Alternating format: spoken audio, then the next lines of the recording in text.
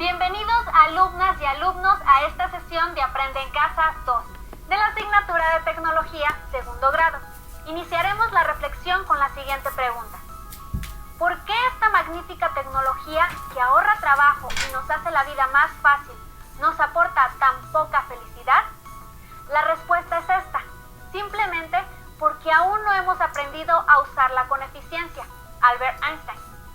El día de hoy está en el estudio la maestra María Marta Vega y más adelante se integrará el profesor Fernando Olivares. Bienvenida, profesora. ¿Qué nos espera hoy? Muchas gracias, Leslie. Nuestro tema es tradición y ciencia en la técnica y el propósito es reconocer el conocimiento tradicional y científico en mi énfasis de campo. Para las actividades del día de hoy utilizaremos el siguiente material: cuaderno, lápiz o bolígrafo, colores. Recuerden integrar sus trabajos en su cuaderno de tecnología. Ahora sí, tenemos todo listo para iniciar. En la actualidad, los medios de comunicación, como revistas, documentales, ilustran con fotografías e imágenes la cultura vigente de cualquier país, es decir, sus costumbres, su arte, su tecnología. Esta información podrá ser un referente para las generaciones futuras y nos ayuda a entender las actividades y adelantos que tenían los pueblos en otras épocas. Por ejemplo, en las pinturas egipcias se muestran escenas del empleo de la rueda, del torno para madera, los hornos para cerámica y la metalurgia, el arado, la balanza y el taladro de arco.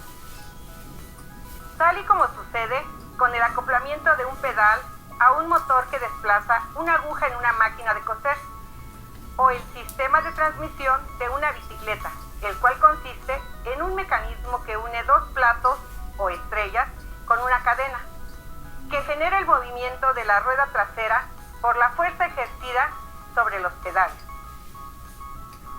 Ahora veamos cómo las técnicas tradicionales han permitido el desarrollo de las técnicas actuales. Profesora, me gustaría preguntarle algo.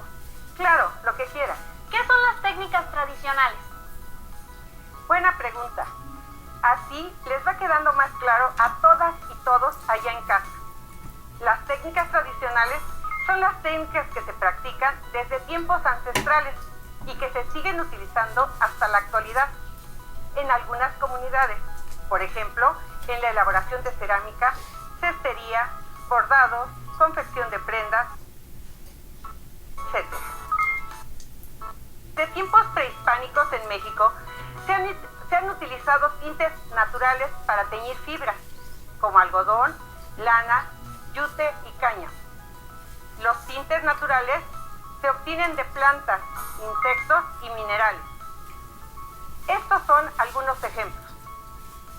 De la cebolla morada resulta un color morado. Del polvo de grana, cochinilla, nos da un rojo carmín.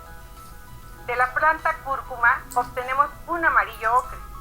Del azafrán resulta un anaranjado. La remolacha nos da un tono rojo. De la zanahoria obtenemos tono anaranjado, así también de la flor de cempasúchil. De las espinacas se consigue el verde. De la jamaica se producen tonos rojos. La col morada nos da tonos morados. Leslie, ¿has notado que cuando juegas en el pasto, tu ropa se pigmenta de verde? Pues a veces. Esto se debe a que ciertas plantas despiden colores al frotar sus fibras. Para comprobar esto, vamos a realizar un teñido utilizando la técnica con atado de flores de Jamaica. Muy bien. ¿Qué necesitamos, profesora? Para esta actividad necesitamos el siguiente material: un recipiente, 200 gramos de flor de Jamaica, una cucharada de sal, 2 litros de agua, unas pinzas, cuchara o palita de madera, una playera blanca, preferentemente de algodón, un puño de frijol, un hilo o ligas y una coladera. En esta actividad utilizaremos la técnica de atado o de nudos, del cual dependerá nuestro diseño, y para el teñido usaremos la flor de Jamaica. Leslie, ¿me puedes ayudar? Claro que sí, maestra. Bueno, vamos a hacer lo siguiente. Ya tenemos nuestra playera húmeda y exprimida.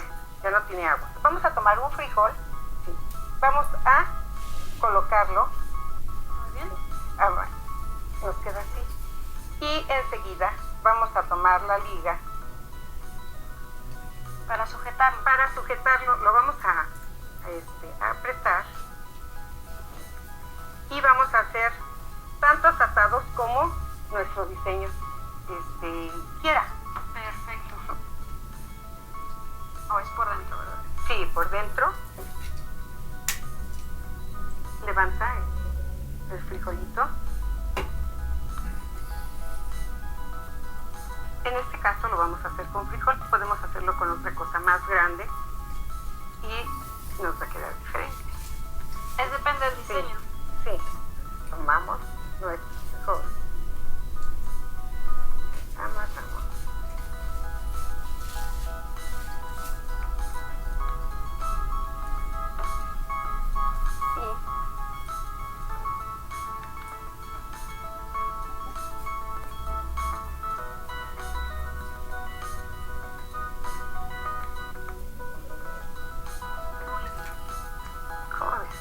Y ya que tengamos todos nuestros frijoles aquí, ¿qué más sigue?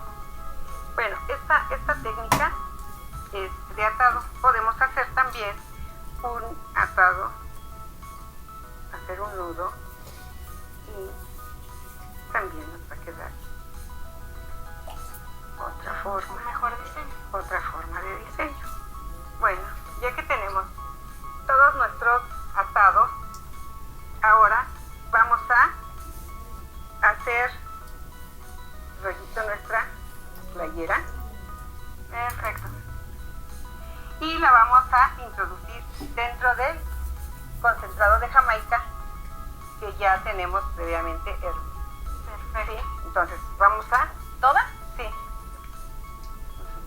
Nos ayudamos con cucharita.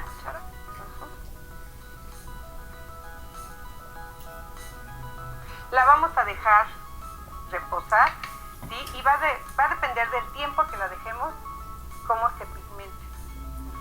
Bien. Entonces, después de 30 minutos o el tiempo que nosotros decidamos, vamos a enjuagar nuestra playera, quitamos los atados y procedemos a tenderla para secarla.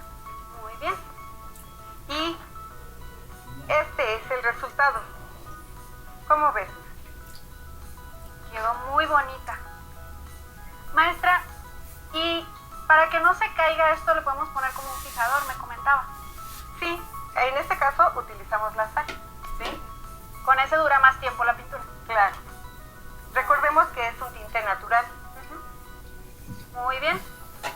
Pues este es el resultado. Puedes crear tus propios teñidos de fantasía y así renovar tus prendas. La ciencia y el desarrollo de la química y la tecnología permitió la producción de colorantes sintéticos. Desde que se descubrió el primer tinte sintético, revolucionó a la industria textil. Se estima que se utilizan alrededor de 10.000 tipos de tintes, pigmentos y colorantes en la industria textil. Las ventajas de estos tintes es que son más baratos que los naturales y ofrece una gran variedad de colores brillantes. Lo malo es que en los procesos de la industria textil, el impacto ambiental de los tintes sintéticos es muy alto. Contaminan el medio ambiente y también contaminan gran cantidad de agua en el proceso. Los tintes naturales son menos tóxicos que los tintes sintéticos. ¿En qué otras industrias se utilizan colorantes? Los podemos encontrar, por ejemplo, en la industria de alimentos, bebidas, dulcería, pastelería, fábricas de papel, de plástico, etc. Ahora invitamos al profesor Fernando a compartir sus experiencias de clase. Adelante, profesor. Con mucho gusto, Leslie. El material que a continuación voy a compartir resultó del planteamiento de un problema que comúnmente le ocurre a la mayoría de los alumnos en la escuela. ¿Cómo prolongar la vida útil de las prendas de vestir del uniforme escolar? Al respecto, algunos alumnos propusieron coser las partes desgastadas, Otros consideraron añadir lienzos o pedazos de tela. Y los más prácticos propusieron comprar parches en la mercería, que se pueden planchar para cubrir la parte rota o desgastada del uniforme. Ante esta experiencia, muchos alumnos analizaron la ventaja de usar este material y compararon el decorado con algunas prendas deportivas. También investigaron materiales similares que dieron una mejor presentación a una prenda de su gusto. Al principio se utilizó una plancha común, pero con el tiempo se adquirió una máquina de planchado industrial. Tal medio técnico mejoró el proceso de estampado y decorado de sus prendas. Y estas fueron las experiencias de mis alumnos.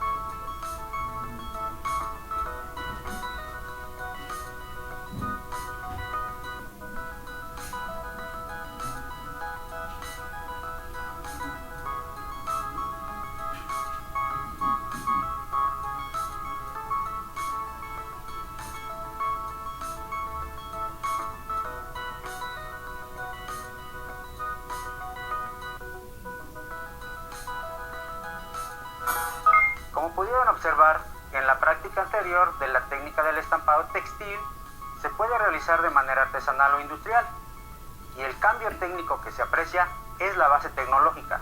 En otras palabras, las herramientas y máquinas empleadas mejoran la eficacia del proceso técnico en cuanto a la calidad del decorado y el tiempo de ejecución. Otra tradición, y no menos importante, que identifica la cultura de nuestro país es su gastronomía. Y aunque el consumo de la tortilla es la principal fuente de alimentación, el pan es otro de los productos que el mexicano degusta con mucha frecuencia.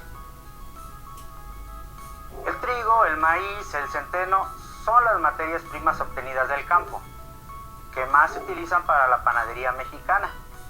y a que a nivel mundial son reconocidas por su variedad, calidad y trascendencia.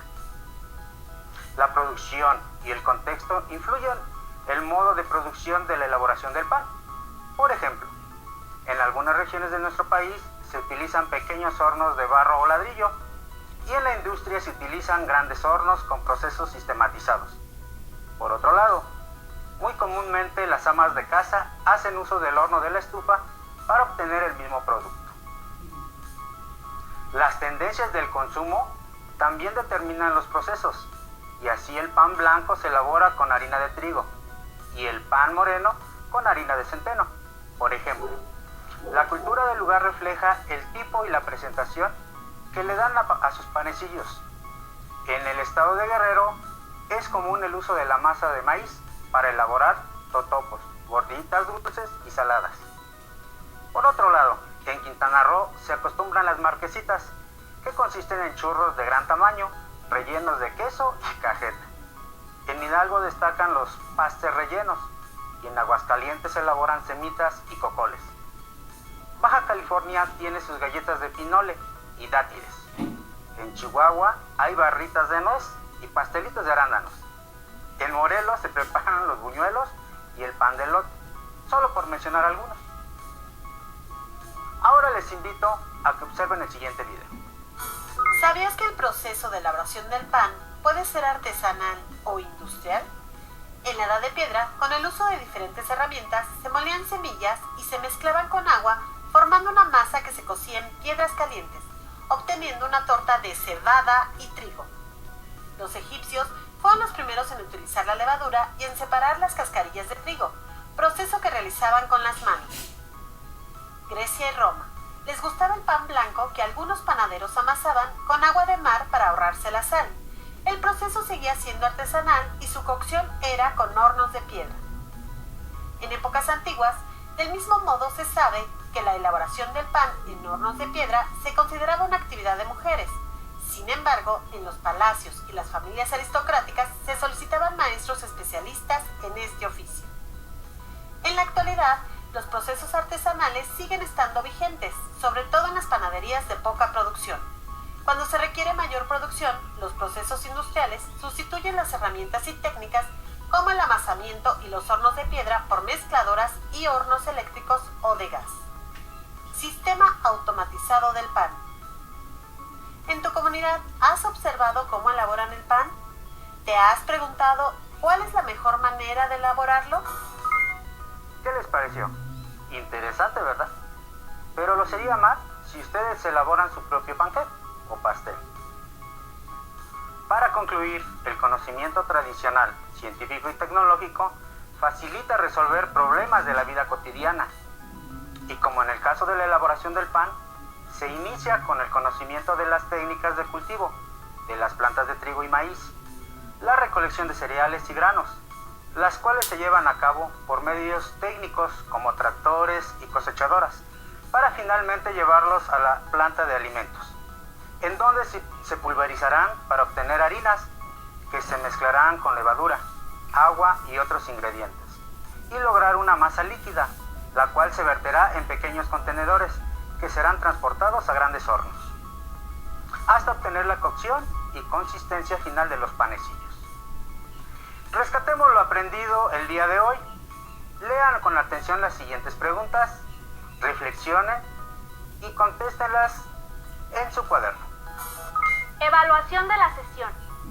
¿Qué importancia tiene el conocimiento tradicional para resolver problemas de la vida cotidiana? ¿Por qué son importantes los conocimientos científicos en los procesos técnicos? Elabora un texto de lo que más te gustó de la sesión.